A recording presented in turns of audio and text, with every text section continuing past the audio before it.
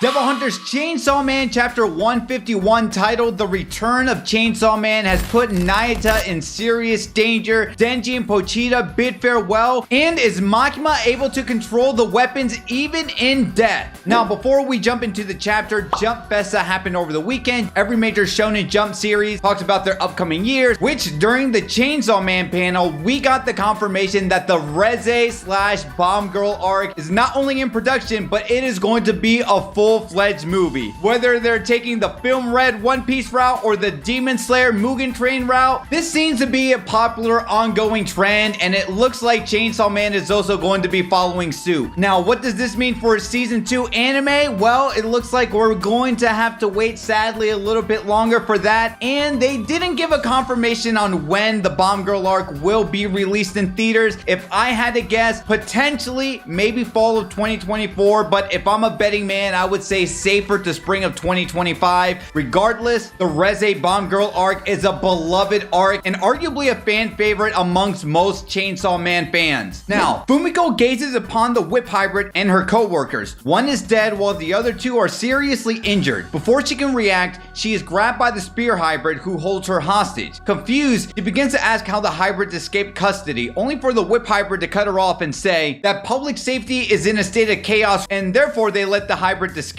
Now, I don't know how many times I've discussed the incompetence of public safety, and I even threw them a bone in last week's chapter where I said, well, you know, when Barum escaped because of the fake Chainsaw Men, then he probably did his due diligence to rescue his fellow comrades, Mary, Whip, Spear Hybrid, but no, they were actually in custody, and at some point, public safety is like, we gotta fix everything else, drop what was in front of them in regards to the weapons, and who knows what other incompetence they did. At this point, I have no hope for public safety. You know, in the most weird, bizarre, and twisted way, who would have thought that Makima running public safety, or at least being in the upper echelon of the power structure of public safety as a whole, made things work? Who is Yoshida even listening to? I mean, most likely Kishibe. Where the hell is Kishibe? Now, Denji calls them monsters, but Miri, still believing what they're doing is right, tries to explain their position. This entire rampage is all done to prevent the Nostradamus prophecy, including setting the house on fire. Now, there are some parallels between Denji and Miri, more particular, the intelligence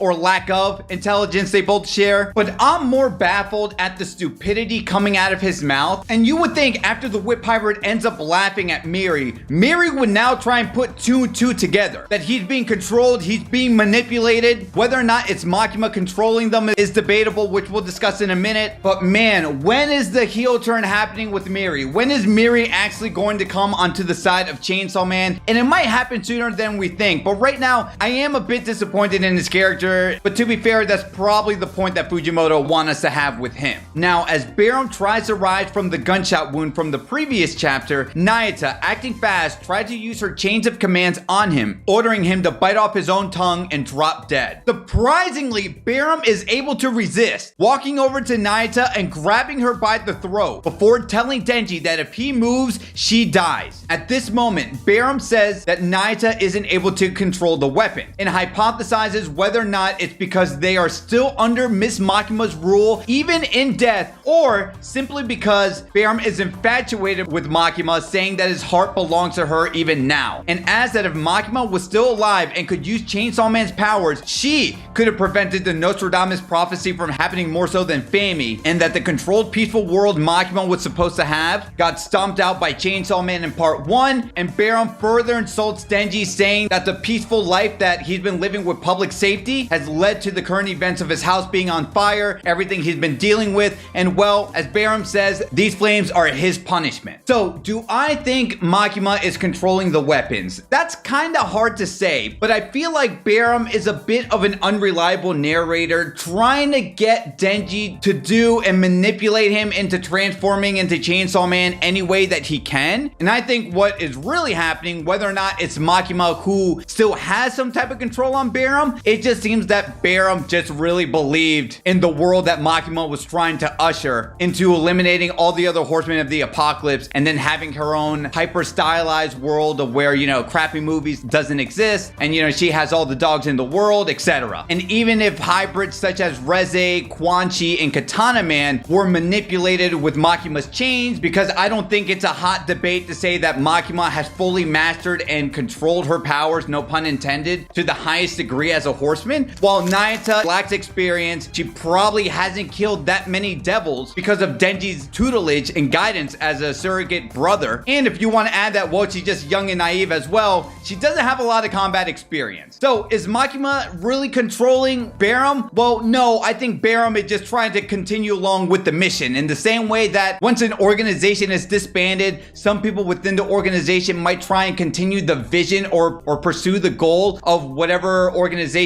they were a part of. But no matter how you spin it, Nayuta is the control devil, and her not being able to have a grip on one of the weapons devil, maybe Barum is a cut above the rest or just has a tougher time controlling more powerful devils such as the weapons. But despite Nayuta being strangled, she unleashes a chain into one of the remaining public safety members, ordering him to fire at Barum again, causing him to drop her. With many lives on the line, Denji goes to pull on his ripcord, and as he does so, he looks at his house being set ablaze on fire and notices Pochita from the distance. Pochita turns around, waves at Denji. We see Denji as a kid, waving to Pochita one more time as a final farewell, as Denji, having heard and seen enough, transform into Chainsaw Man. What did Denji metaphorically transforming into a kid waving into Pochita meant in this chapter for you? Well, to me, if we recall what happened in last week's chapter where Pochita asked Denji, if you achieved your dream of living a normal life and you want to be Chainsaw Man, then beat Chainsaw Man. And I can't help but wonder now if Pochita waving goodbye is metaphorically implying that Pochita has fully relinquished control of the Chainsaw Man status, giving Denji full control of the reins of the Chainsaw Man Devil, the Black Chainsaw Man Devil. All of the powers that Pochita had is now within Denji. And if you look back at what this whole arc represented and the overarching theme of Chainsaw Man, of Denji finding his identity and being at peace and discovering who he is as a person, now that he's Chainsaw Man, he's going to have to live with those consequences for better and for worse. Now he's going to become a huge target. Things are about to get crazy, and that's why the title, The Return of Chainsaw Man in chapter 151, is so spot on. And you know it's some serious business when Nayuta